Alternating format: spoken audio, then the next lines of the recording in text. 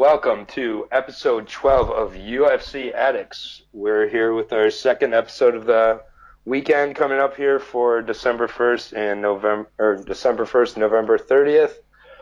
For the tough card, now we are covering the UFC FightNight 142 card from Australia, main event of Junior Dos Anjos and Tuivasa.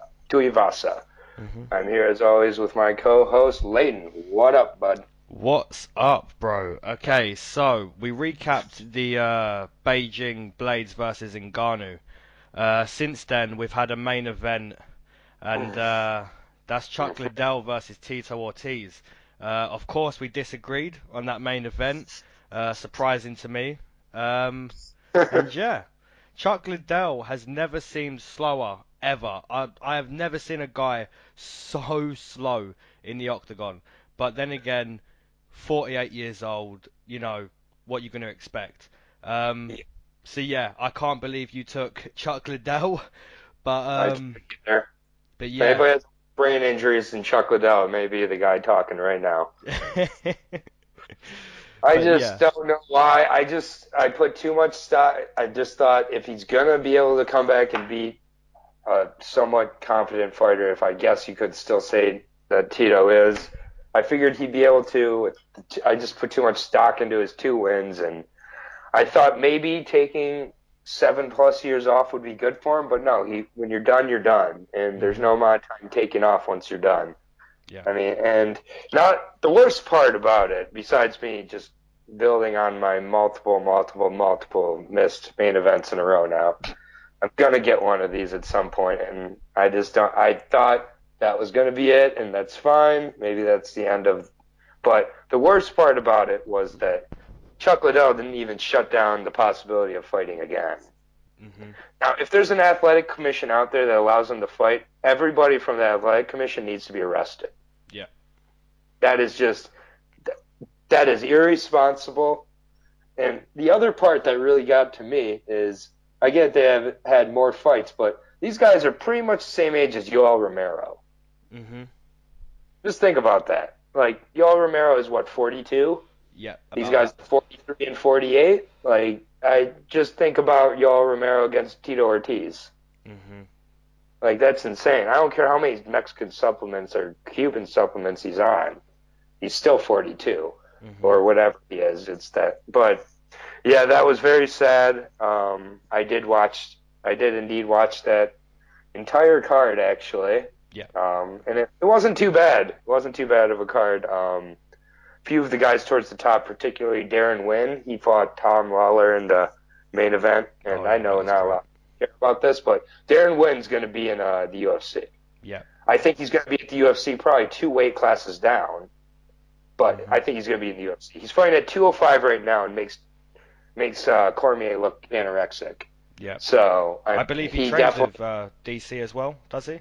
yeah, yeah, absolutely trained, and he looks like mini DC. If he can cut down to 170, that dude's going to be no joke, and he has hmm plenty of weight to cut off. But enough about another missed main event. hmm I'm on to this one. We'll see if we agree in this main event or not. I have Probably no not. clue. But I have maybe. no clue. Maybe.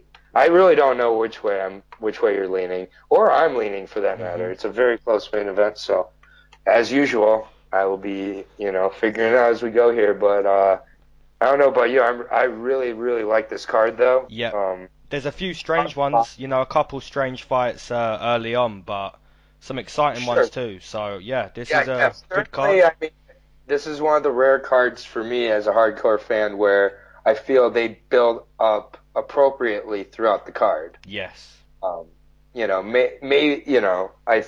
I think throughout this entire card it is. There's not this guy should be in the co-main event. This guy should be in the. hmm I mean, it makes complete sense. I think the guys on the main card are supposed to be there. Um, I really, I'm a big fan of the matchmaking here overall. The first fight of the night is the fight I'm least excited about. Yeah. The first two fights, honestly. But either way, I'm pretty excited. I think that crowd in Australia always ruckus, so I'm really excited to for this weekend coming up. Two UFC cards, you can't beat it. hmm So Yep. maybe three in a weekend, but And one then day. after that, we have an amazing card. Holloway Ortega, Oh JJ boy. versus Shevchenko. You know, this month is just looking lit. And then to say we've got John Jones, Nunes, Cyborg, end of the month. This And then El this is a good Laquenta, time to be an Kevin MMA Lee. fan. Oh, it's going Yeah, to be this is good. great. I mean, and, yeah, even I know this is a UFC podcast, but I mean the PFL Championship is on Yeah. uh, New Year's Eve, which is kind of a dumb time to put it, but either way, it's a ton of really good fights. And I mean, just overall, you're seeing a lot of good stuff from the MMA world, and that little lull the UFC was in the beginning of the third quarter this year, I think they're hitting some momentum on the end of the year here. So Yeah. I don't know about you, but I am ready to dive Yeah. into this Let's card. do it. Let's jump in. All Okay, right. so we have. Okay, take it Go away. ahead. Take it away. Okay. All right. We are starting at 155, correct?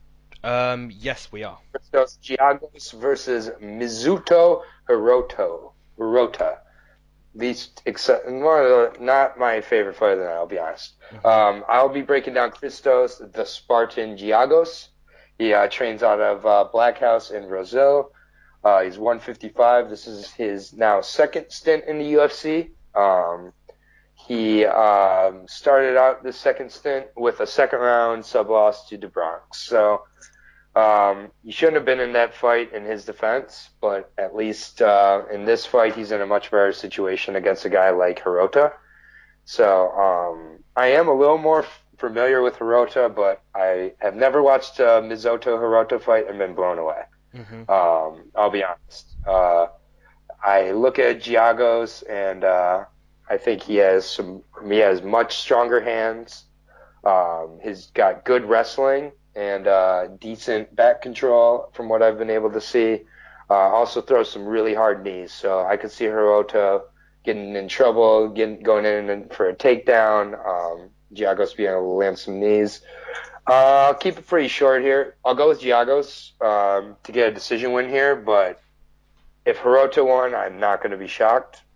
So I think that I'm leaning towards Jiagos just a little bit based on some of the competition he's fought inside and outside the UFC, and just based on the fact that he's overall, I think, a more well-rounded, dangerous fighter. I'm just not sure if Hirota is really a real 155er for one. He's fought at 145 and 155, and I just don't know how good he is, really. So I'll take Christos here. I think these are the type of guys he's able to beat in the UFC. Nice. Okay, so we have Hirota.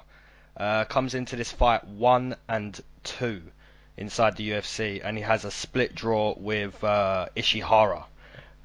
He's 37 years old. He went 15 minutes with Volkanovski, so that's probably the most positive thing we can say about his career. He has a pick and win against Cole Miller, so, not too Was bad. that Cole Miller's final fight in the UFC, or final fight in the UFC as well, I believe? Yes, I believe so. Pretty checked out at that point. If I remember correct. So Hirota, I don't really know how he wins this fight. We saw in Christos' last fight not too long ago, viciously knocked out. So I'm assuming Hirota's going to try and stand. But, 37 years old, we've seen how average he is, how, he's not surprising, he's not impressive.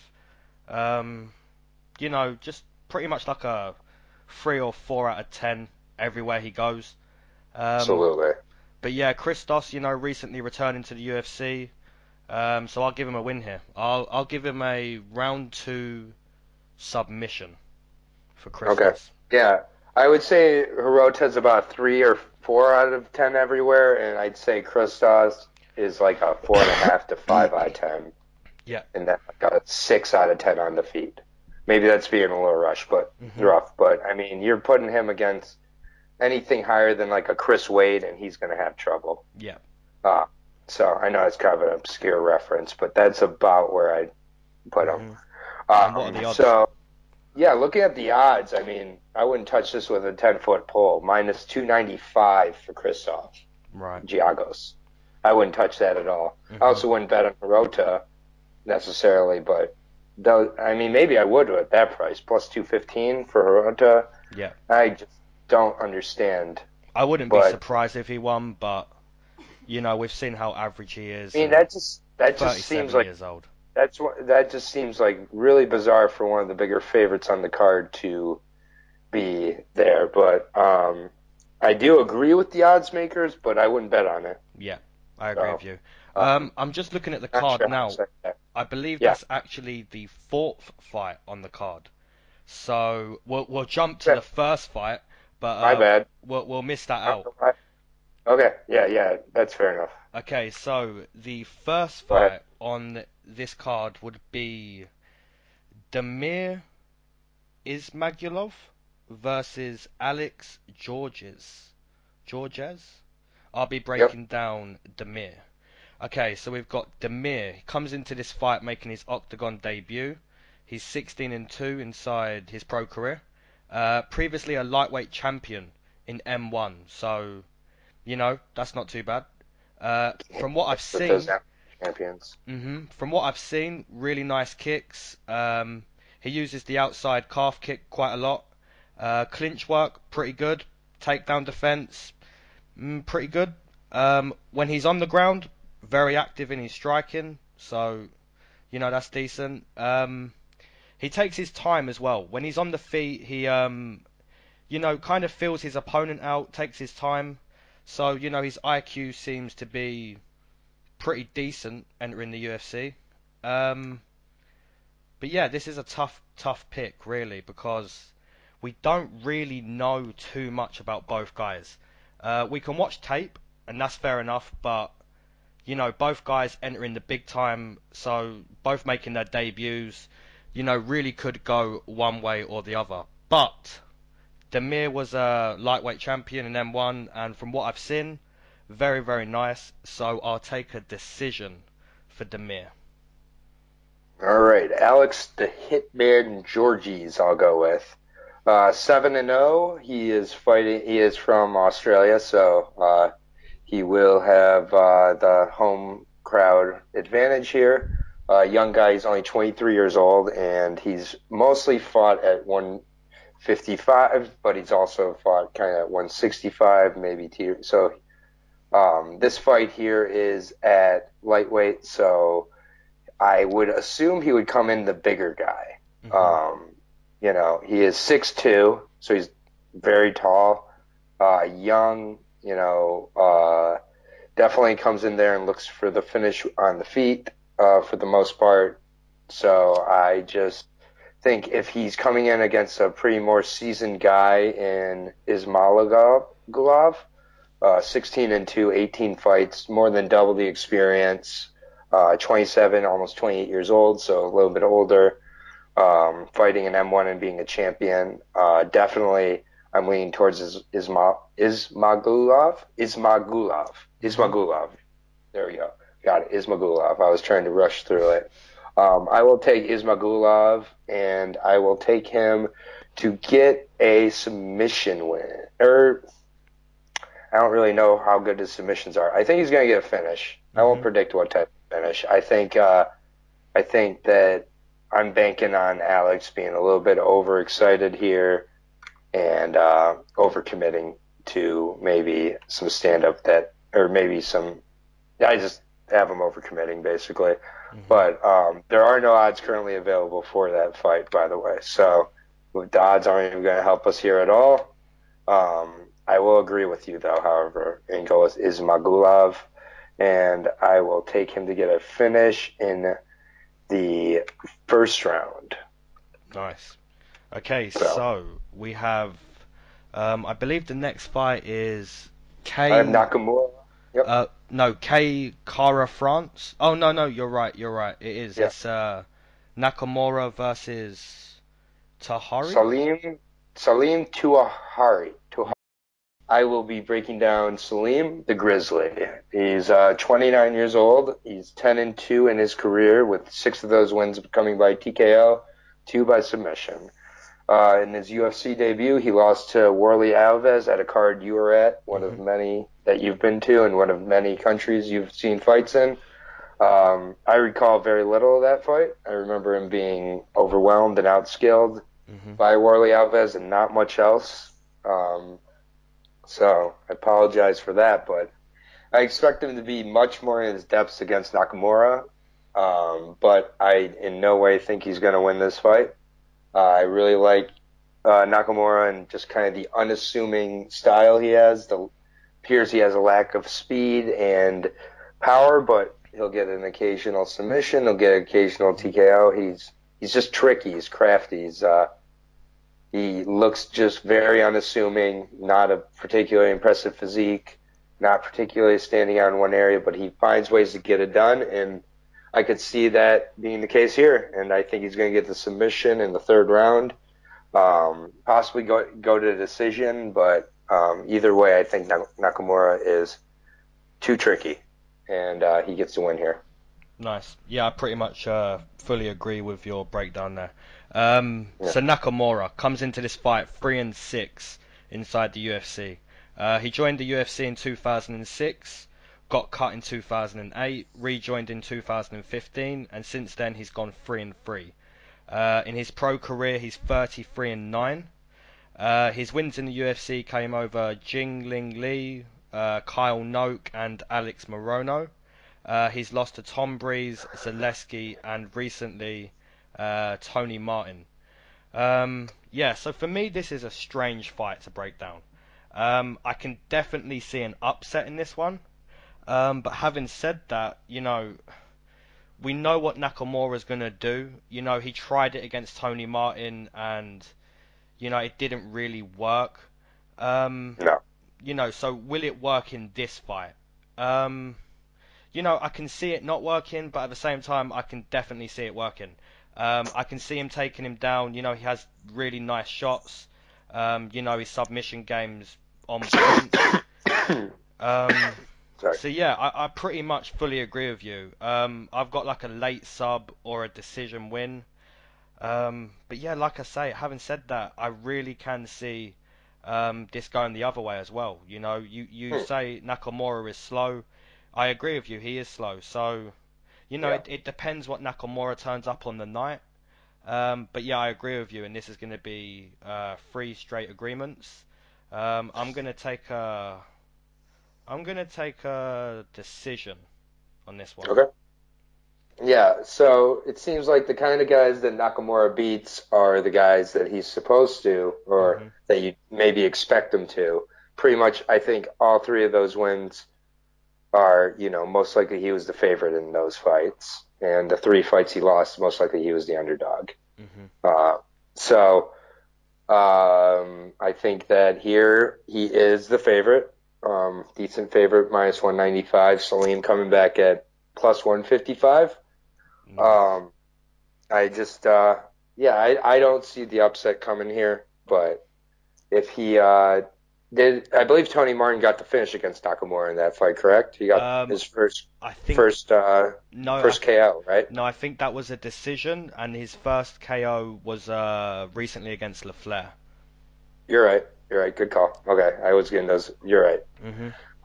He did definitely have improved stand-up in that fight, I think, if I remember. But I feel that Nakamura moves to 4-3 here.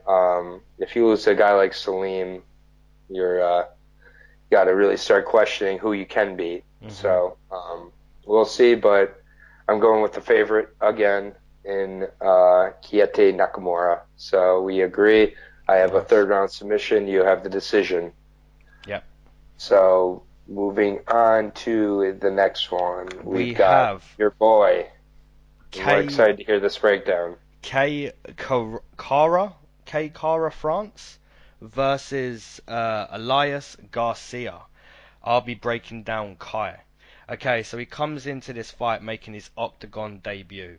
I'm pretty excited to see this guy, to be honest, because I've watched some tape. And he seems very exciting. He's 17-7, so you hear me call him exciting, and then you hear 17-7, and you think, okay. But a few of those losses came really early on, and I'm gonna put those losses down to how aggressive this guy is.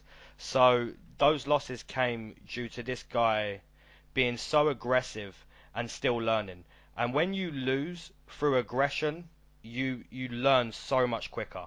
So this guy has learned to be far more measured in his aggression coming forward, because this guy just walks forward and some of his combinations are just lethal. I was watching some tape and I didn't know what weight this was at, and I was watching this guy, and I thought I was watching like a really stocky lightweight, but no, this is a 135 belt, and this guy can throw hands. This guy can really hurt people. So yeah, this guy walks forward. His hooks are really nice. His combinations are nice. I haven't seen his ground game or his clinch or anything like that. Having said that, he's fighting Elias Garcia, and Elias Garcia is the cousin of the Pettis brothers, and he trains with them, and he has good submissions, and so he's going to need some takedown defense in this one. Having said that, I believe Elias Garcia needs space to work with on the feet, and if he's not using his footwork, I believe he needs to be up in the clinch. So this is striker versus grappler. But I'm gonna take K Kara France in this one. I really like what I've seen. Just seems so aggressive, and I think he's gonna overwhelm Garcia. So I'll take a round 1 TKO for the newcomer K Kara France. Okay, I will be breaking down Elias Garcia, fighting out of Rufus Sport, as you said, cousin of the Pettis brothers. Was fighting at 125, but the unofficially closed 125 division now forcing these fighters up to 135. It's not closed, but it is closed. Let's be honest. And so Elias Garcia at 5'5" is now moving up to 135. So he is 6-1 in his career. He's got 2 TKOs and 3 submissions, although he is much more of a grappler. He did lose his UFC debut to Mark De La Rosa by submission in the second round. But other than that, I thought that it was a pretty close fight, and he got out-grappled. That's not going to be the issue here. And I don't know a ton about Kai. I know he was on The Ultimate Fighter. And I don't, know a ton about Elias Garcia, frankly, other than what I've seen in his UFC debut. And this is going to be a much different type of fight. I think it is absolutely grappler versus striker. And I think Elias won't even consider standing with him. I think he will immediately shoot for a single within 30 seconds. And he will try and make it a grappling bout. And it's all about if Kai can prevent those first few takedowns, establish, most likely Kai will be the bigger guy of the two, and establish his movement and be able to start to hurt him. And I think he will, and I think Kai gets the finish, and we're going to agree, actually, as a round 1 TKO finish for Kai. Nice. So I think this puts Elias Garcia's back against the wall, if not completely out of the UFC. And I think this is a tougher second fight. I do like what I've seen of Kai. I don't like him quite as much as you, but that can change, and I remain open-minded. I do agree with you that against Elias Garcia here, he has a good matchup. Comes down to what happens on those first 3 takedowns. If 2 of the 3 takedowns are successful, I'm starting to like Garcia's chances, at least in the beginning stages of the fight. But if it's under 2 or 3 successful takedowns, I like Kai. So I'm sure that Kai knows exactly that's what he should be preparing for. It's a similar guy to who he was preparing for in Ashkan Mokhtarian. Yeah. Mokhtarian. Yeah. I gotta say that name because I have his brother later in the card. But he was forced off the card. So this is a late replacement in Elias Garcia. So 10 less pounds to cut. I'm sure he's fine doing that. I don't think Kai is a particularly strong 135er, so I don't think that will be as much of an issue. I think where the size comes more to be an issue is maybe just in the clinch and in the overall range that Kai's able to keep it where he wants it. Mm-hmm. So we agree here. There are currently no odds, but Kai is the favorite in that fight. Yeah. And I would say it's in the 200 range. Yeah, I'd agree with that. Like a minus 170 to 200. Yeah, it being Kai's UFC debut, definitely will keep that down. So that is the third fight of the night. The fourth fight again, which we broke down first for my mistake. Thank you, Sherdog. It's Christos Jiagos versus Mizoto Hirota. That's the fourth fight of the night. Yeah. So now we're on to the fifth fight in the prelims between Wilson Reis and Ben Nguyen, and this is fought at flyweight at 125. Speaking of weird. Just make an announcement of some sort at this point. If they're really just banking on TJ killing the division, I don't understand the strategy other than desperation to create a star. Yeah. I mean, the division is gone. It is dead. So that's all we're What's the hearing. point of this fight? Are we just looking at guys who are going to be fighting in ONE FC? We're just looking at bouts right now that pretty much mean nothing other than two high-level guys still competing against each other. In their defense in this fight certainly is. Ben Nguyen versus Wilson Reis is a hell of a fight. Yeah. At any weight, I would almost be more happy if they just agreed to go up to 135 and fight the fight, though. It would add a little relevance to it. Yeah. But, it is what it is. It is what it is. Okay, I can't wait to watch him fight next week. So, I'll be breaking down Wilson Reis. Okay, so he comes into this 125 bout with a record of 6-5 inside the UFC. And that record has recently dipped. He was 6-2 when he fought Demetrius Johnson. And that was the start of his 3 losses in a row. He lost that fight. Then he lost to Henry Cejudo. And then lost to John Moraga. And that was a close fight. I actually had Wilson Reis winning that 29-28. It wasn't even a split. John Moraga actually won that 29-28. But I did take John Moraga that night, but I really did score that 29-28 for Wilson Reis. Having said that, this is a tough matchup for him, man. I feel for Wilson Reis to win this fight, he needs to keep it strictly standing, kickboxing. Having said that, Wilson Reis does have nice takedowns, a very good ground game. But we've seen guys shoot against Ben 10. We saw Tim Elliott shoot very, very quickly, and we saw him get choked out very, very quickly. I like Wilson Reis' stand up, man. I honestly, I really hope he keeps it there. He shoots a little too much for my liking. I honestly think he has the better on the feet against Ben 10. Wow. Having said that, he probably won't keep it on the feet. But I like him, man. I like him. He's a good 125er. His record was better, literally like 2 years ago. But yeah, this is a tough match. Personally, I don't know the odds for this. I never take a look at the odds until you say them or until I'm ready to hit a bet. Personally, for me, this is a pick'em. Honestly, I don't mind what the odds say, but I'm going to take Wilson Reis to stop the rot. 3 losses in a row.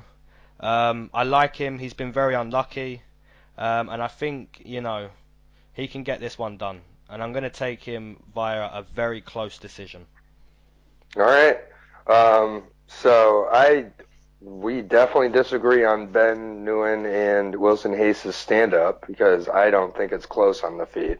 I think Ben has it all day. He has way better boxing and way better technique. He's quicker. Reis has to get this to the ground, in my opinion. Reis is a BJJ black belt, a legit BJJ black belt. Has really good submissions, and I've not been impressed with his stand-up like you, but fair enough. That's why we break down the fights. Ben 10 Nguyen, 16-7. He's got 8 TKOs and 5 subs, and he has been finished in all 7 of his losses. So you don't settle. He goes in there and he goes for it. 4-2 in his UFC with wins over Tim Elliott and babyface Benoit, one of our favorites. Babyface Benoit, being probably his best wins. So take that to mean what you may. The losses coming to Forminga and Luis Smoka. No real shame in either one of those, in my opinion.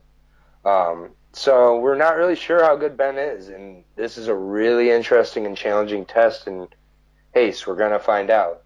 Nguyen needs to make this a boxing match, and in my opinion, avoid letting Hayes get this to the ground. Even though he has been able to finish some guys like Tim Elliott with guillotines, I think Tim Elliott had more than a few poor performances inside the octagon. So I get he almost took a few rounds from Demetrius Johnson, but that's about as good as he ever got to me. With Ben Nguyen, he hasn't had his wrestling 2 tested in UFC so far, so it is hard to tell, but I do like the kid, and I think he has all the tools to beat Hayes here, and I think that he will beat Hayes by decision. So we finally have a disagreement. There we go. I've been waiting. It feels good. And I'm not sure how exciting this fight will be. It depends on Hayes' game plan. If he's willing to stand up and trade, we could see a pretty exciting 125 fight. If he's kind of trying to avoid that stand up and get it to the ground, it may be a little bit of a slog. But I will take Ben 10 to win, and we'll go over to the odds here. And Hayes opened as the favorite at 150. The money has shifted to Ben 10. So Ben Nguyen is now the favorite at minus 125. So it's essentially a pick 'em though. I strongly believe that looking into this bout, and those odds are just bang on. This is really a high level 125 matchup, and both guys are going to challenge each other really nice. This is a good fight. You know, the division is closing, but just watching this high level fight, this is going to be fun. Yeah, and I mean, Ben Nguyen has a little bit of a fan base for sure. He's fought in Australian regional promotion right before the UFC, and he fought that dude with all the tattoos who got in his face, and they knocked him out in 15 seconds. Yep, I remember that. Yep. Yeah, you've seen that YouTube video where he's just played complete knob. Yeah, Ben's just kind of looking at him like, okay, we're gonna see. Yeah. Look it up on YouTube if you haven't. Ben Nguyen versus Tattoo, and it will come up. Yeah, but yeah, it's a great fight. Anyways, I'm glad that we finally have a disagreement. I'll be honest. I knew we was disagreeing on this one, but for me, man, this was. It sounds like for you, this was like a standard pick. Yeah, for me, this was a real breakdown, man. But I just think. I think with how I see the fight going, if it's standing up, I mean, yeah. But we'll see. We'll see. It's all about where the fight goes. If it's horizontal, Hayes won. If it's vertical, Nguyen won. I think it's that simple. Great fight. Yeah, it's a great fight, and this next fight is weird. Yep, it is. Next fight's weird. I don't know what they're doing with this guy right now. Alexei Kunchenko is fighting Yushin Okami at 170. I will be breaking down for hopefully the last time Yushin Thunder Okami. He's 37 years old. He's 35-11, 12 wins by TKO, 5 wins by sub. You can do the math on that if you'd like. I'll do it for you. That's 18 decisions. Wow. Okami, he's been around forever and fought pretty much everyone.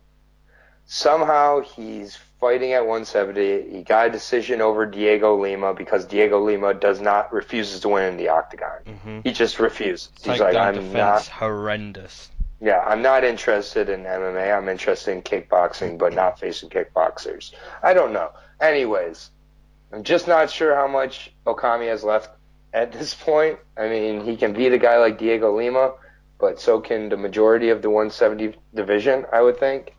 And Kunchenko proved that Silva was done in his last fight, Thiago Silva, and I think he's going to do, which is a little strong. I don't think Thiago Silva is quite done, but definitely proved he's not who he used to be. And I think he's going to do the same thing to Okami in this fight. but I think it's going to be more dominant. I think Kunchenko is going to get the finish here. I think he'll get the finish in the second round, maybe with a roundhouse to the body or something, but I got to think this is the last go-around for Yushin.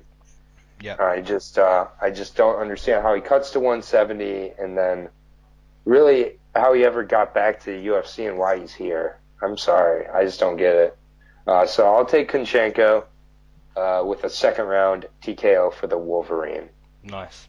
Okay, so we have Alexei Kunchenko. Comes into this fight 1-0 inside the UFC. Previously fighting in M1 where he held the 170 strap. We saw his debut in Russia like 2 months ago, where he fought Thiago Alves. Is it? Yeah, correct. I said Thiago Silva. My mistake. The Pitbull, right? Yeah, I meant the other washed-up Thiago. Yeah. Sorry, not the one who hits his wife and does cocaine on camera. Shout out to Thiago Silva. Oh, God. So, yeah, that debut, it was decent. I actually took Thiago Alves that night. Bit of an underdog. And yeah, I was pretty impressed with Thiago Alves, but I was also very impressed with Alexei Kunchenko. Stand up clearly there. He's very strong in the clinch. I believe he even got his own takedown towards the end of the third round. So yeah, seems very well rounded. So yeah, this is his second fight in the UFC. Step up in competition? Probably not. So yeah, I believe Okami, he's probably not going to get the better on the feet. I see Alexei Kunchenko hurting him. Okami's best bet is probably to do what he did in his last fight. Just go for the takedown. But I don't even see that being an option, really. I see Alexei Kunchenko, getting his own takedown. So, yeah, this is definitely a confident pick for me. Yeah, pretty much fully agree with you. But I'm going to take Alexei Kunchenko in round 1 for the TKO. Nice. Yeah, I think if he can do that good, it's I just think maybe Okami is pretty good at sticking around. The odds also agree with us. This is one of the if not the heaviest favorite on the card. Mm-hmm. He's minus 330. Yushin Okami coming back at plus 270. I don't know how Yushin Okami wins this fight. Yeah. And I just think this is a showcase fight. I'm just not a big fan though of how they're kind of working Alexei here. I'd like to see him against a younger competitor, not just two guys who are on the back end of their career, but you get matched up with who you get matched up with. I mean, it just kind of reminds me of Gastelum on the way to the title, beating a bunch of senior citizens. Yeah. Also, gets me to the Israel Adesanya Anderson fight, but we'll talk about that closer to the fight. Yeah. Not the biggest fan of that fight, though. Yeah, that's a good little topic actually. We should probably do like 2 or 3 minutes on that bout after this whole card, just as we're signing off. All right, yeah, we'll go over that a little bit. But we'll stick to this card for now. Yeah, I'm getting a little distracted. Still stuck in Michigan here thanks to the flight cancellation. So, yeah, I'm ready to be back home.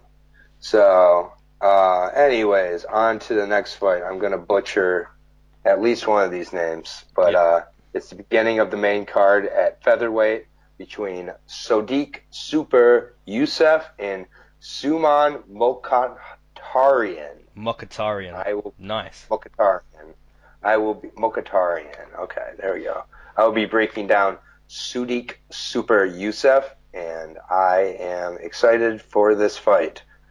Sodiq Youssef, 25 years old. He's only 5'9", but this is at featherweight, so it's not crazy. But 5'9", little guy. 7-1 in his career with 4 TKOs. Doesn't look for the submission. He's a kickboxer from Sweden. Get ready for your first shot of apple juice of the night. Guess what series he's from? The Dana White Contender Series. That's correct.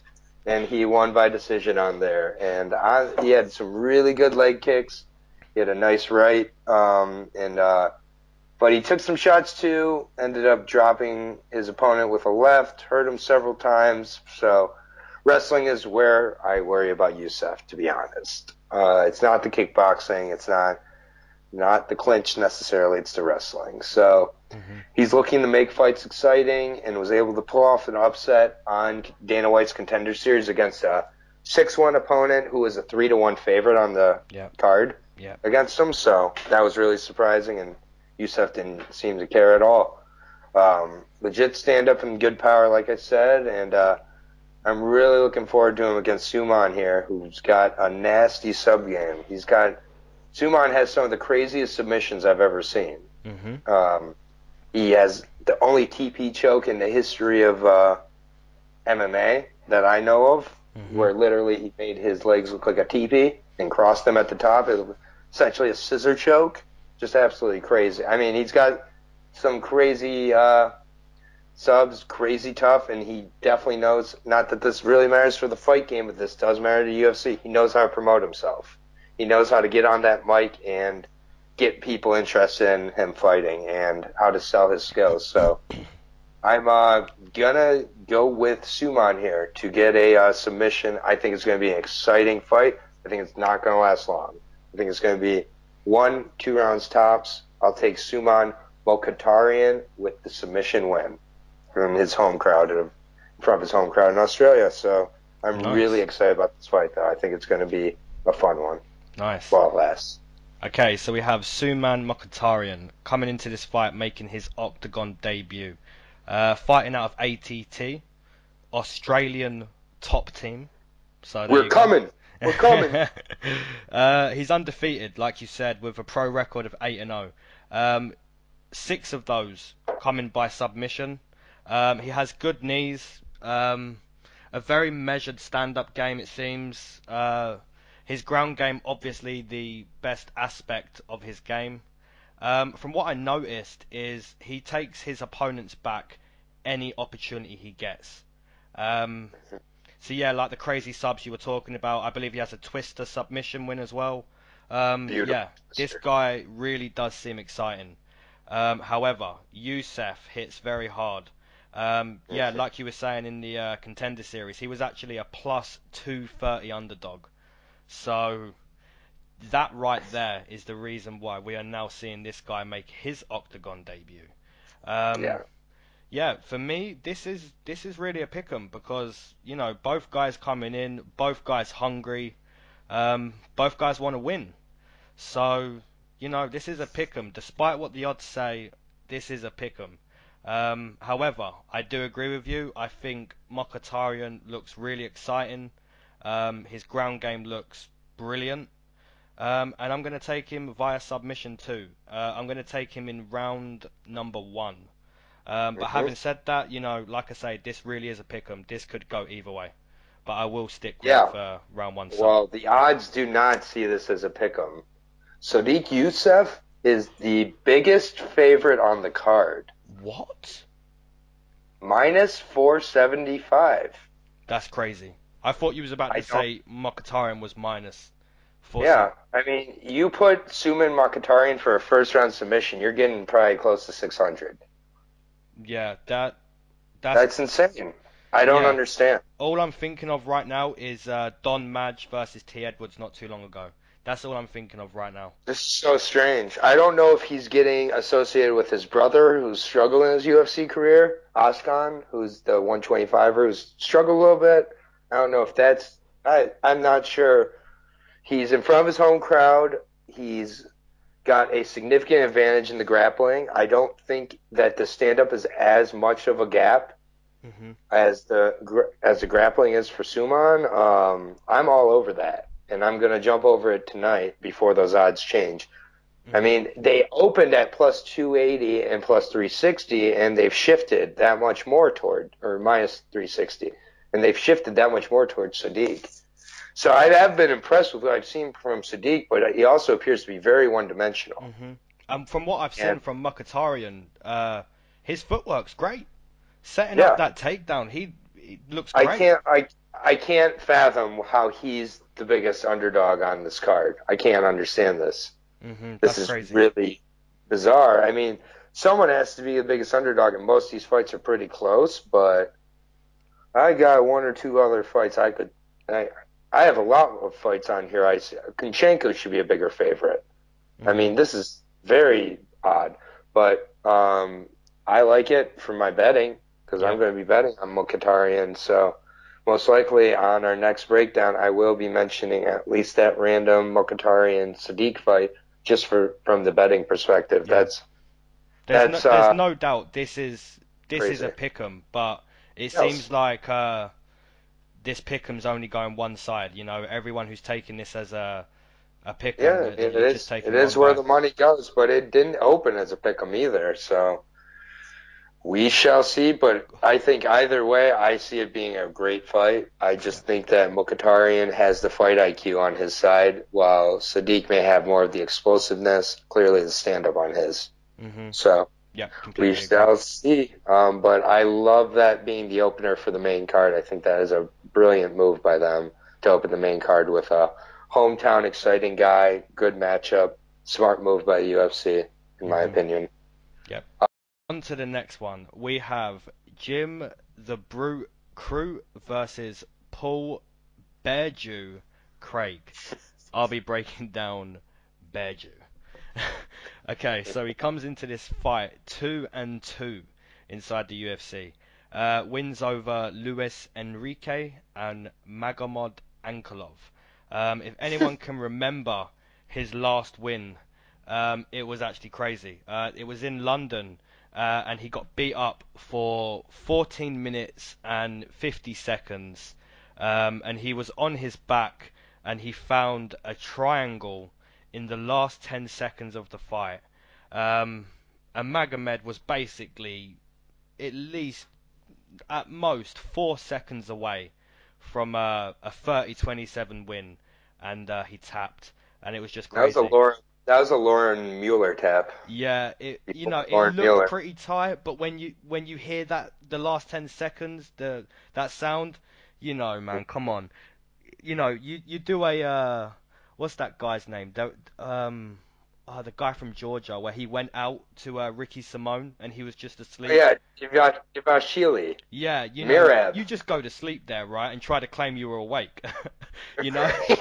He went to sleep like 4 times. Yeah, that was disgusting. Bro, what heart though, right? That heart. He wanted that win. No, dude. Yeah, he did want the fight, but I don't know if that was just stupidity. It was. He went out so many times that was insane. He went out so many times, he popped back to reality. Yeah. Paul Craig is Derek Lewis, but on the ground is what you're telling me. Yeah, basically. Paul Craig has, obviously, his best aspect to his game is his ground game, his jiu-jitsu. He was quite a decent favourite in his hometown in Glasgow against Khalil Roundtree, where Khalil Roundtree knocked him out, and it was vicious. If anyone can remember the Cody Garbrandt TJ Dillashaw, I'm sure everyone remembers it. The first time where TJ got in his face and screamed after Cody just got basically TKO'd. Well, if you thought that was savage, go back and watch Khalil Roundtree versus Paul Craig, because Khalil Roundtree just looks over Paul Craig's body whilst he's laid asleep in front of 15,000 Scottish fans. And it is just vicious. It is. From the moment I saw that from Khalil Roundtree, I just thought, yeah, this guy can beat Saki. And he went on to do that. But we saw recently Walker take care of Khalil Roundtree. Yeah, Walker, Contender Series. Yep, take a shot. But yeah, this is a decent matchup. I believe Jim Crew is going to have the better on the feet. Yeah, for Paul Craig, it's a matter of getting it to the mat. And trying to find the sub. You know, he can get beat up for 14 minutes, 50 seconds, you know, Derek Lewis style, and find the sub. So, you know, it's a good shot if you're taking him. But, yeah, I don't like to take guys who get beat up. I will always pick against Derek Lewis. And I'm pretty much always going to pick against Paul Craig. So, yeah, I'll take Jim Crew in his debut to win a pretty dominant decision, and hopefully not to find himself in a triangle in the third round, last 10 seconds. So, Yeah, Okay. I'll take Crute. Um, I will be breaking down Jim the Brute Crute. Terrible nickname, but that's okay. He's 22. He's young, so he can learn. 8-0 in his career, early in his career. 3 TKOs and 2 subs in those wins. And get that apple juice ready because he's coming off a first round TKO on Dana White's Contender Series, where he landed a pretty perfect left hook to put away his opponent, who was a pretty big grappler-looking guy. Pretty much would fight, I think, similar to Craig. However, he didn't try to use his wrestling at all. He stood with Crute throughout the fight. Crute looked quick. He looked powerful, a little bit reckless, potentially. I think he has to control his emotions and his energy in his UFC debut, similar to Georgie's here earlier in the card. And I think he can do that. And if he does, I think he's going to have pretty good success against Craig and be able to beat him up 15 minutes. One thing about Crute is he definitely leaves his chin up when he plants sometimes. So eventually that could cost him if he doesn't fix it. But this isn't the fight where that's going to be affected, I don't think. I think he could have his takedown defense tested, especially if this goes a little later. But I'll take Crute to get the easy decision or an easy decision victory. But Craig can get a sub anytime, anywhere. So that's for sure, and he's proved it. Looking at the odds here, Crute is the favorite at minus 230, while Craig's my plus 190. I'd say that's about fair for what I saw. Yeah. But also, Craig's going to be coming into his 5th UFC fight, while Crute's had 0. So that's something to consider here also. So it's not the craziest underdog to take. I think those odds are pretty fair. But I just think overall it seems the odds makers are feeling a little bit froggy on this card. I still can't believe the Sadiq Suman odds. Those are nuts. Terrible. So, but great for us, if it comes in. Yeah, and even if it doesn't, it's a fight like that with odds like that. I'm not going to look at it and be confused at why I made the bet I made. So if you get it wrong, sometimes you just got to know you made the right play. Yeah. It just didn't work out. So we're on to the welterweight division here with Jake, the Celtic kid, Matthews, versus, I believe he's called Anthony Rocco Martin now. Correct. I don't know if he's Anthony or whatever. The we'll artist call him formerly Tony known Martin. as so Tony Martin is who I'll be breaking down here. 28 years old, 14-4 in his career, 8 subs and the 1 KO. Got his first KO against Ryan LaFair in what was definitely a great and probably his best performance. I picked LaFair and was very wrong. It wasn't even a main event I was wrong on. And Martin, he's looked much stronger since moving to 170. He had a win over Nakamura in his 170 debut, and then LaFleur. So 2 good, crafty guys who I definitely know how to win in the octagon. And I think this is going to be a good fight against a fighter who will have the hometown advantage with Matthews. But Martin has looked really good. However, Matthews is really tough opponent, also has looked really good since moving up to 170.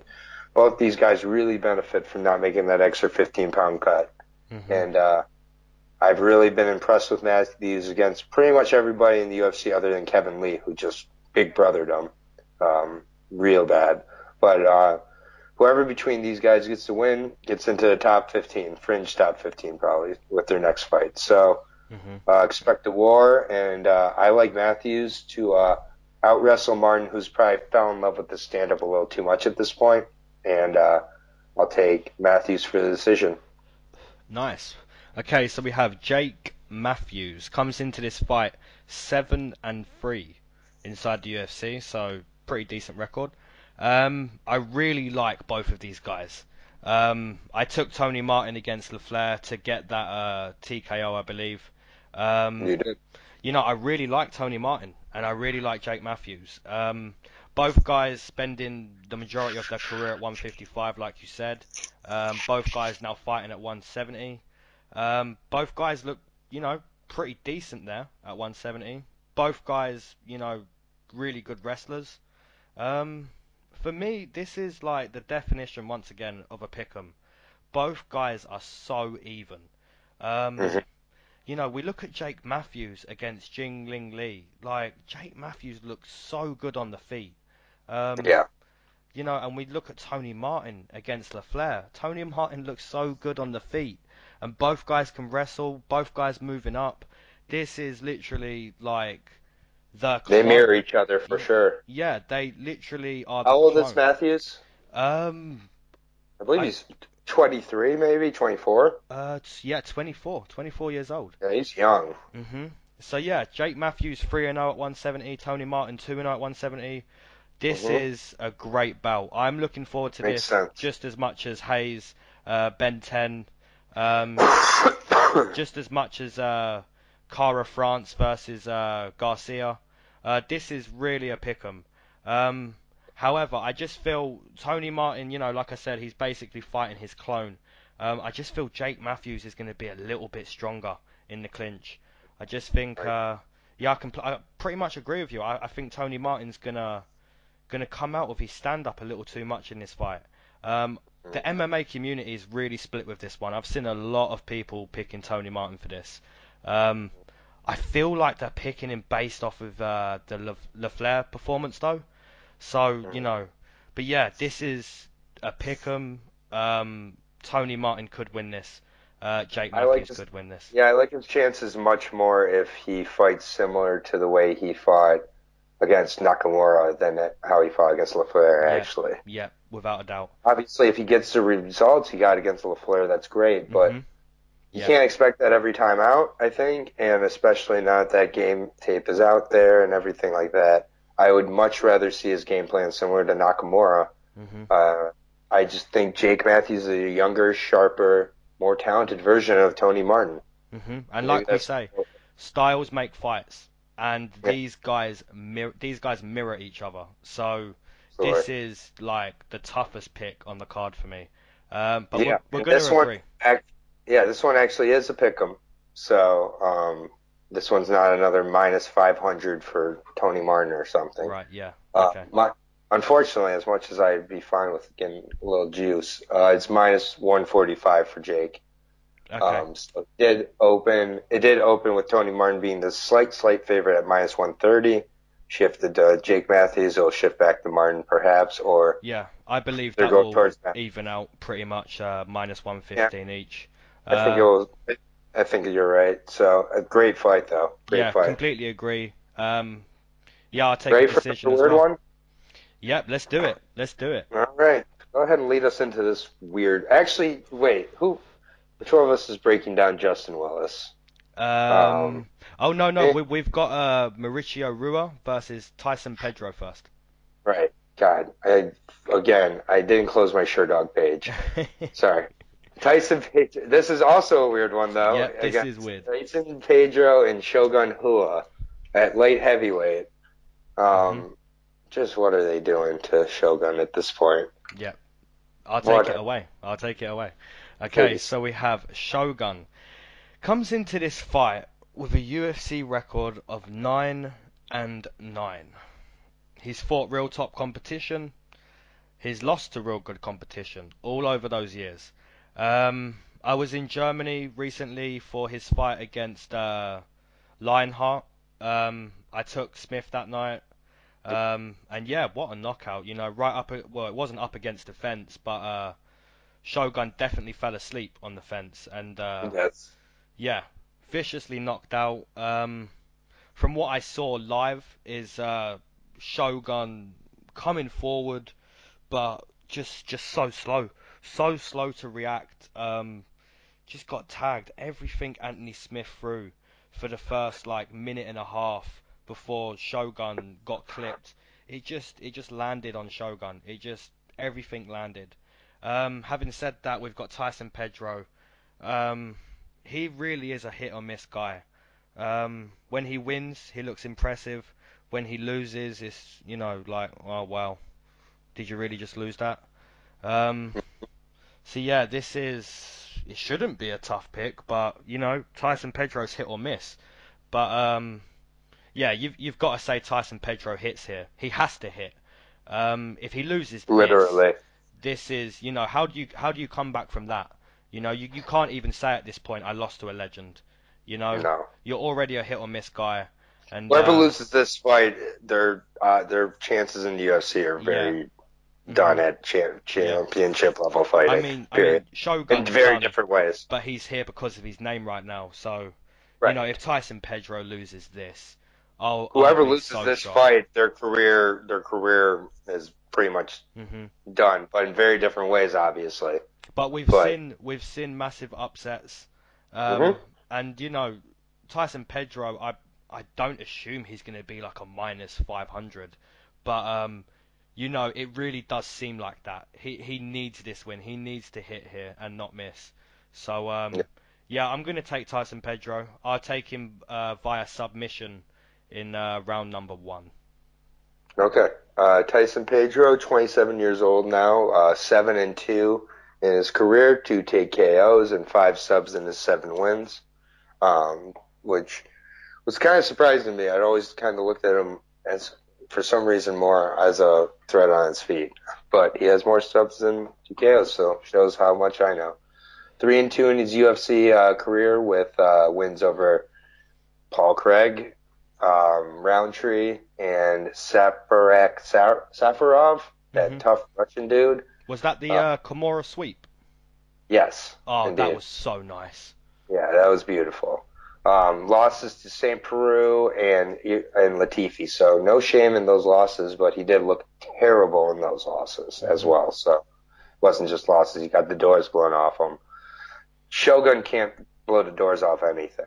So Tyson has an exciting style for sure, and I'm worried about Shogun. And I think he's being sacrificed to the young Lions here. It started with Lionheart, and it's going to end with Tyson here. I think Tyson's going to also KO him in the first, and I think it will also be a violent KO. Shogun needs to stop. Nice. Period. Nice. Like that's just simple as that. I'm much more confident in Tyson here than you are, but I also can totally understand where you're coming from. By the way, Tyson, he's not a 500 favorite. He's only a minus 450 favorite. Oh wow. Okay. So he is massively expected to hit on this one. Yeah. I mean, he opened at minus 200 and the money got poured onto him. Yep. So, minus 450 now. That's more an indictment on Shogun, in my opinion. Like, I think that's more about Shogun and how does Shogun win this fight? Yeah, well, like I said, how does he win this fight? He was just walking forward against Anthony Smith, so confident, and everything Anthony Smith threw just landed. Shogun was so slow, so I'm assuming the same guy comes out, kind of walks forward. He's not gonna be quicker after that kind of starching. You don't recover from that quickly. It wasn't that long ago, that knockout. Yeah. When was that knockout? Maybe 4 months ago? Like two months ago. 2 months ago. It was not very long ago. Yeah. And he's fighting another hard hitter here. And yeah, I completely think those odds are fair. Yeah. I don't know how you can bet on Shogun at this point. No. So this is another one that I will be calling out along with Suman now that I've said that. If Shogun wins, congratulations, Shogun. You are a legend again. But if not, you're closer to fighting Tito Ortiz than you are to fighting anybody else, probably. Yeah, I completely agree with you. Having said that, I wouldn't be surprised if Shogun won. I just feel like UFC would be just fine with that. Yeah, you know, thinking back to Lil Nog and Sam Alvey, I was so confident on Sam Alvey. Very true. And but I just look at Tyson Pedro, and I'm more confident on this one. Yeah, we we have to be. He's a hit or miss guy, Tyson Pedro, but you have to go with hit here. He needs it more than what we need it. So yeah. On from his home crowd, like I said, whoever loses this fight is going to feel it the rest of their career in very different ways. Yeah. So it's a weird fight, just like this co-main event is weird. Yeah. Weird co-main event. Mark, you are all set on Tyson and Shogun, right? Yep. Let's do this one. All right. This is a heavyweight co-main event. What a weird fight. Between Justin Big Pretty Willis and Mark Hunt in the final fight on his UFC contract, by the way, Mark Hunt. I'm going to be breaking down Justin Big Pretty Willis, 31-year-old, 7-1 in his career with 4 TKOs. He's 3-0 in the UFC. And they've pretty much been all the same big, sloppy, heavyweight slugfests against non-technical guys. His most notable win is Chase Sherman, who he beat in a decision. He has all 3 of his wins coming by decision. Hunt is not a technical, exactly the most, he's not a non-technical guy, so I'd say he is pretty technical, I think if Willis just stands there and swings wildly, Hunt will just kind of use his head movement, get out of the way, and drop Willis. I think Willis will look to wrestle and just smother him and lay on top of him. If he's smart, that would be his game plan. I think Hunt will try to get up. If that doesn't work, he'll just lay there and accept his fate. At this point, I don't know how much Hunt's willing to lay on the line for the UFC. I think he's pretty pissed at the organization overall, and if he fights, he's going to fight somewhere else. And, this is his last fight either way. And it's not an exciting prediction, but I'm just going to pick Willis to lay on him and get a lackluster decision to get the win. Or he gets cracked. I'm not sure. Either Hunt knocks him out or Willis lays on him, I think. Nice. I don't see there being any other way, and I'll go with the lay and pray of Justin Willis. It's just more based on Hunt not really wanting to be there anymore. I think he's done with the UFC. Nice. Okay, so we have Mark Hunt. Comes into this fight 8-8 inside the UFC. He's famous for his walk-off knockouts. The facts are, he can hit very hard. Slightly technical, like you say. Bit of a brawler as well, obviously, to get these walk-off knockouts. I don't really take Mark Hunt. I've taken him. I've gone against him in his last 5 fights. I don't take Mark Hunt. Yeah, I've gone against him in his last 5 fights. He won 1 of those, and that was against Derek Lewis. If anyone can remember, who you picked in that fight? I took Derek Lewis, and I never take Derek Lewis. That's hilarious. Okay, so if anyone can somehow remember back to the odds on Mark Hunt versus Derek Lewis, if anyone plays the will the fight go the distance odds, the odds on that going the distance were crazy. Like if you said fight to go the distance, yes, you would have got like plus 200 or something silly like that. And you know what? That fight was heading for a decision. I can't remember the ref. I think it was Mark Goddard. I'm not too sure. But they basically stopped that fight because Derek Lewis ate so many chicken wings and had a hurt back. Mark Hunt couldn't finish him. And I don't know if like the ref had some sort of earpiece in and he had some sort of message from the hierarchy of UFC like, yo, you can't let this go to a decision, by the way. Like, he just stopped it. And Mark Hunt, what really didn't put Derek Lewis in any bad scenarios. Like, Derek Lewis was just, his back hurt, he had some food, and he was just like, yo, you're hitting me, but I can't move, but you're not hurting me. And the ref kind of thought, this is just getting weird. So, Mark Hunt that's his only win in his last 5. How can you really take a guy like Mark Hunt? I even took Alexei Oleinik. I was massively shocked that Oleinik was the underdog. But this fight, styles make fights, and Oleinik, he done a really nice job. However, you seem to say Justin Willis is going to lay and pray here for a win. I feel like Justin Willis hits really hard too. So, I'm going to disagree with the method of this fight. I'm actually going to take Justin Willis to to send Mark Hunt off in style. I'm going to take Justin Willis via TKO in round number 1. Having Wow. said that, if Mark Hunt does find that TKO walk-off finish, that would be pretty dope to see him, have that in his last fight. But yeah, I could certainly see that.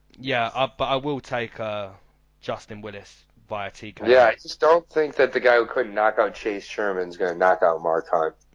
Well, you say that. Alexei Oleinik rocked Mark Hunt on the feet, and True. that says something about Mark Hunt's chin.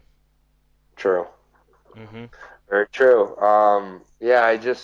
My statement on the lamprey is more just on the fact that I think we know what Mark Hunt does when he tries to when he gets grappled to the ground. He'll try to stand up. If he can't stand up, he just won't. And he'll try to stand up again. There's just nothing to worry about if you get him to the ground. And Willis was a wrestler, is a wrestler still. So I just think that's the path of least resistance. And judging by Willis's physique, he's into the path of least resistance. So that was a fat joke. I got that. See, they catch it. Okay, I just had to lay it on my stick for our listeners in case they didn't catch that I'm a dick. Nice. And the odds are in Willis's favor, but it is a pick'em. Yeah. It's 115, 105. So we got ourselves a pick'em, boys. So go ahead and one thing that really surprises me is how much the MMA community are actually still behind Mark Hunt. Like, I look at the odds in this fight, his odds against Alexei Oleinik, and literally his last 4 or 5 fights. Like, so many people still take this guy and really believe in him. And I see I picked him over Oleinik. Yeah, I see why, man. Like, when you watch those walk-off knockouts, I see why we're still picking this guy. But we have to look deeper into it. An old man is the power. The power is the last thing to go. Besides, Chuck Liddell obviously still had it. I was about to say, said Mr. Liddell. Liddell obviously still had the speed. I mean, crisp combinations. He just got unlucky. But John Jones, where you at? Yeah, that's pretty much all I have to say on that weird co-main event that we probably talked about more than we should have. Let's go on to the main event, which is not weird. Great fight, relevant fight, interesting fight. I'll decide who I pick after we break it down. Okay. Tuivasa versus Junior Dos Santos. I don't know what it is about main events, but I just can't seem to get them correct. We'll see if I break the schneid on one of these two this weekend or if it's extending it by 2 more. Junior Dos Santos, Sagano, 34 years old now, so another one of those. Only one 34-year-old on this card, unlike last card that had 6 that I broke down. Just a weird note from the last one. Interesting note. So Sagano, 19-5 with 13 TKOs and 1 whole submission. So we kind of know what Sagano comes to do. 12-4 in the UFC, but he's alternated wins and losses in his last 8. So he's gotten a win-loss, win-loss, win-loss, win-loss, win-loss. So 3 of those being pretty brutal finishes by strikes, and the first being a decision loss, which probably did the most damage of them all to Kane. Yeah. That was the Kane 2. So what a brutal fight that was. Sagano's dealt with a lot of damage in his career for sure, and I definitely found it telling how quickly he went away against Stipe. With Ivanov, he did get a decision, but the level of danger in that fight compared to against Tai is not even close, in my opinion. Ivanov is a perfect tune-up fight, just like Sergey Pavlovich was a perfect tune-up fight. Over him, who looked good, but Pavlovich, like Ivanov, just didn't look like they belonged in the octagon.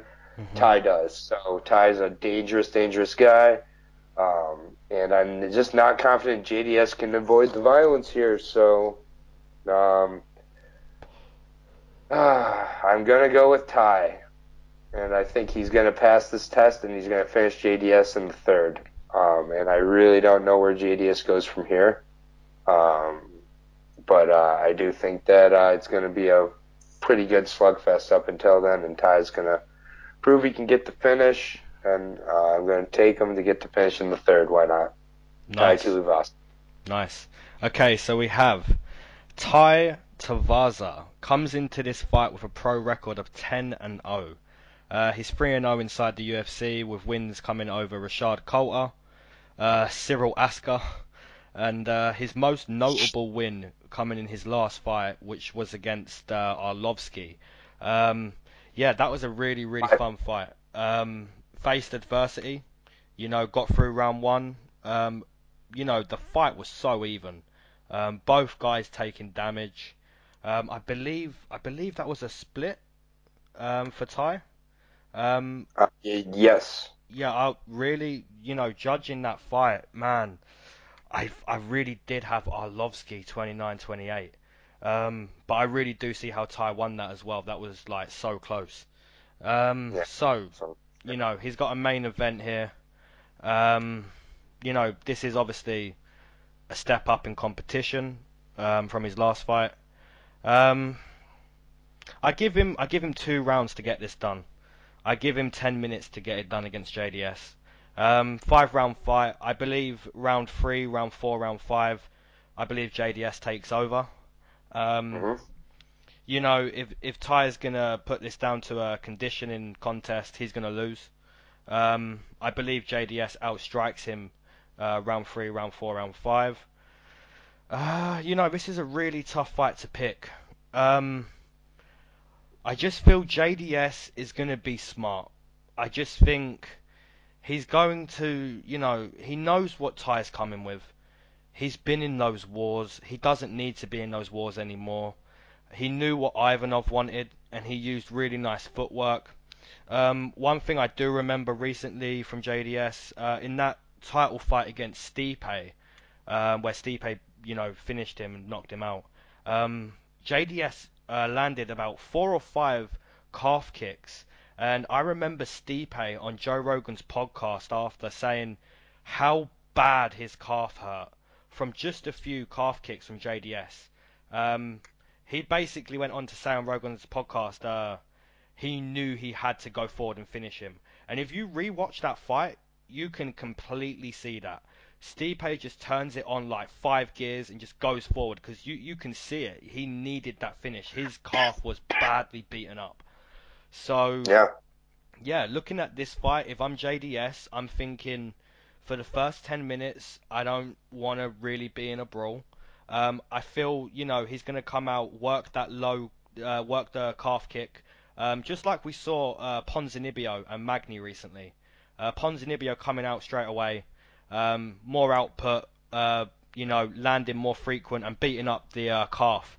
And we've seen that. We see it every single card, how effective that is.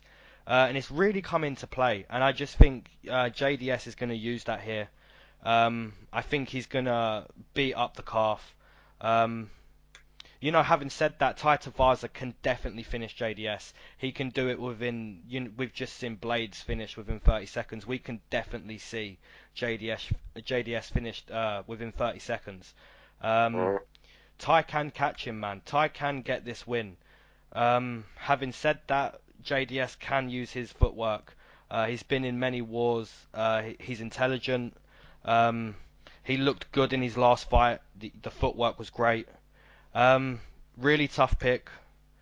We've disagreed once prior to this, and of course we disagree again. I'm gonna take JDS. Oh boy. Oh yeah, God. This isn't good news for you. Not at all. Yeah, we just got a main event wrong, which was a heavyweight fight. We have another heavyweight fight here. One of us is gonna be 2 losses in a row on the heavyweight main event. Let's go Ty. Let's go Ty. But yeah, I just feel JDS is going to get to round 4. I think Tuivasa is going to be tired, and I think JDS is going to find the TKO in round number 4. He's going to be tired. Tired. I see what you've done there. Yeah, punny. So, sorry, what was your prediction? So, yeah, I'm going to take a round 4. I just feel JDS will tire Ty out and beat that calf up and look to finish late into the fight. But having said that, man, JDS really can get caught in those first Man, 10 minutes. he's taking a lot of I know. damage. It's such a tough Like, pick. Ivanov did not test that at all. And he's alternated wins and losses, and 3 of those losses have been brutal stoppages. The other loss was Kane's beating of him. It's 34. Yeah. I just think that Ty is a much dangerous guy than Ivanov, and may be a little disarmed after seeing him go to a decision. He may not be as worth. I don't know. It is a pick 'em, so it's that makes me feel a little better about my pick. I have the underdog in Tuivasa, but just by plus 125. Oh wow, so that's real close. Yeah, it's super, super close. I think it's going to be a good fight. I don't think it's going to touch the ground. And I do think Ty may push it to get the finish. But just to recap, I have Ty and RDA this weekend. So. Yep, and I have JDS and Usman this weekend. Yeah, you're with most of America. Or most of the world, sorry. Sorry, this is a global podcast. I forget this. So, anyways, let's go ahead and shoot back through this card here. Yep. Pick a fight of the night, and then you have final little thoughts on. We'll just do a little thoughts on Anderson, Silva, Adesanya, and just any other news or notes to tie it up here. So we are going to start at what? 155, Damir versus Georges. Okay. And do we agree with Damir? Yep. Right. I have a decision. Yep. I have Damir getting the finish in the third by TKO. I think he's just got more experience, and I'm just betting on maybe the home crowd playing a little bit of a disadvantage here for the big, tall, normally welterweight in Georges. Yep, nice. And next we have Nakamura versus Tahori. Nakamura by sub in the third for me. Yep, I'll take Nakamura to either get the late sub or a decision. But if I've got a pick, I'm gonna say a decision for Nakamura. Next up is Kai Kara France versus Elias Garcia. I have Kara France with the TKO round number 2. Yep, I'm with you. TKO via round 1. All right. You got some round 1 finishes on your card. Yes, we do. Christos Jiagos versus Mizuto Hirota. We both have Jiagos. I have him by decision. Yep, I've got a submission round 2. All right. And up next is Ben Nguyen versus Wilson Hayes. Great fight at featherweight, or flyweight, pardon me. I have Nguyen, and I have Nguyen getting the win by decision. Yep, this is our first disagreement. Very close fight, really great fight. And I have Hayes via decision. Nice. Next up, Alexei Kunchenko versus Yushin. We'll keep it short. Kunchenko for both of us. I have him with the KO in the second. Yep, I believe I took TKO round number 2. Fair enough. Next up, Suman Mokhtarian versus Sadiq Youssef. This is my fight of the night. It's at featherweight. And I have Mokhtarian. Or actually, this is going to be performance of the night. I think it's going to be a dominant performance of the night for Mokhtarian to get what is a massive upset in the odds favors by submission. Round 1 for me. Yep, completely agree. I have a round 1 submission for the massive underdog for I don't know what reason, but we'll find out. Yeah, we will find out. A lot of times they seem to know what they're doing. Other times it just afterwards seems so obvious. So we'll see. Jim Crute versus Paul Craig. I have Jim Crute with the TKO in round 2. Yep, I'll be taking Jim Crute via decision. Okay. Jake Matthews, Tony Rocco Martin. So Tony Martin is all I'm going to call him by. And I got Matthews to win a decision here. Yep. And that is my fight of the night. Yep, completely agree. I have Jake Matthews via decision. All right, next up, weird fight number one. Shogun. Oh, not weird fight number one. Weird fight on the main card number one. Shogun versus Tyson Pedro. Tyson Pedro for me with the TKO round one. Yep, I have Tyson Pedro via submission round one, and this is my performance of the night for Pedro. Nice. Hopefully, nice. if we get the right Pedro showing up, if we get the guy who hits, I feel ya. Justin Willis versus Mark Hunt in the co-main event. I have Willis by decision. Yep, I'll be taking Justin Willis via TKO round one. I much rather would have seen Mark Hunt versus Gokhan Saki at 260 at heavyweight, to be honest with you. Mm-hmm. That was fun to watch. Yeah. Tai Tuivasa versus Junior Dos Santos in the main event. I have Tuivasa by KO, and I'm going to move it up around to the round number two. Nice.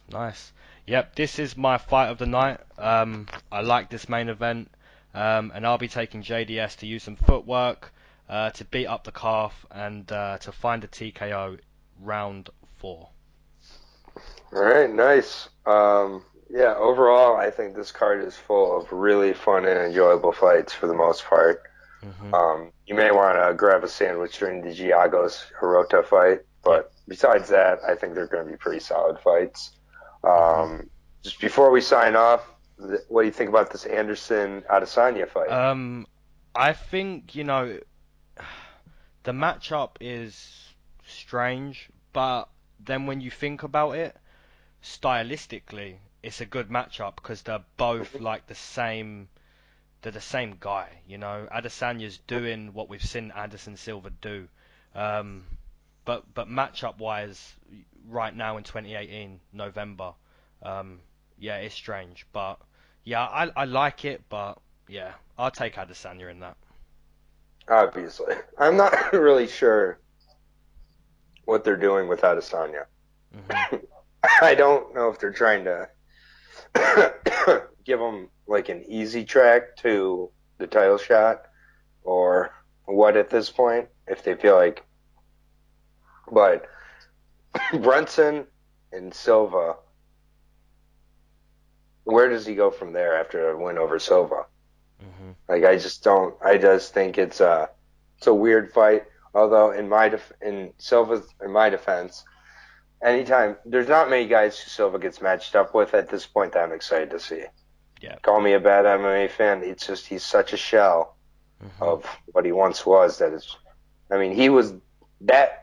Besides Artem, he's the GOAT, or was one of the GOATs, definitely. And now everybody can say John Jones, but there was fighters before John Jones. Mm-hmm. And if he beats Adesanya is just forever like stained. Yeah. Like, you can't lose to Silva at this point. Mm-mm. Like, you just can't. So it's a really risky fight, and like, he beat Silva. What is that? Is anybody impressed by that? Mm-hmm. Is anybody like, wow, he beat Anderson Silva in 2019? Mm-hmm. Yeah. 2019, he's when they fought. So I don't know. Like, UFC is trying to not. They used to really just make the fights that made the most sense at the time, and now it's like, well, Brunson and Silva fought. Who won that fight? I believe Silva. Silva won that fight against Brunson. I believe so. Okay. I thought for some reason Brunson won that fight. Why? Maybe I'm misremembering. He could Either have, way. Actually.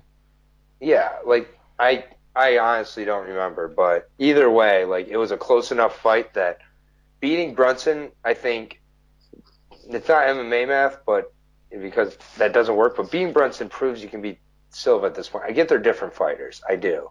But in your defense, or from your argument, I do agree that the matchup could be exciting. Like, I don't think Adesanya's fought a fellow kickboxer in the UFC, really.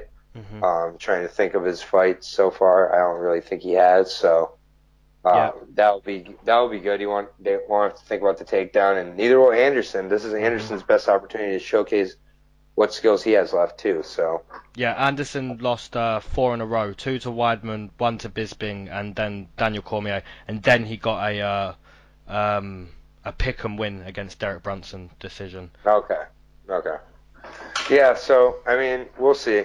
We'll see, Hmm. but I'm not crazy about the fight, but I'm also not surprised that they're saving Paulo Costa and him for when he has the title, Yeah. or when one of the two has the title, maybe. So, Hmm. uh, Yeah, it's a we'll fun see though. fight, but at the same time, it's pointless. But it's a Yeah, balance. I'm It's a just good balance of both. yeah, it just But I it's don't risky. want It's real Lesnar risky. and Daniel Cormier. Oh That's no, the most pointless fight ever. we can't even get into So, that. on Okay, that, we're so signing off. yeah, so So, until next time, it's been 22 thank. breakdowns. These two Yep, cards. So 22 yep. fights we broke down, and we are back with Holloway Ortega. So that's gonna be On sick. December 8th, so next week. And yeah, I'm very much looking forward to the fights this weekend and breaking down next week. We will be back. So Yep. thank you for the comments. Thank you for the views, everybody. And I appreciate you all. So I got nothing else to say, man. So I am signing off. Yep. Cheers, guys. Appreciate you all. Peace. All right, peace.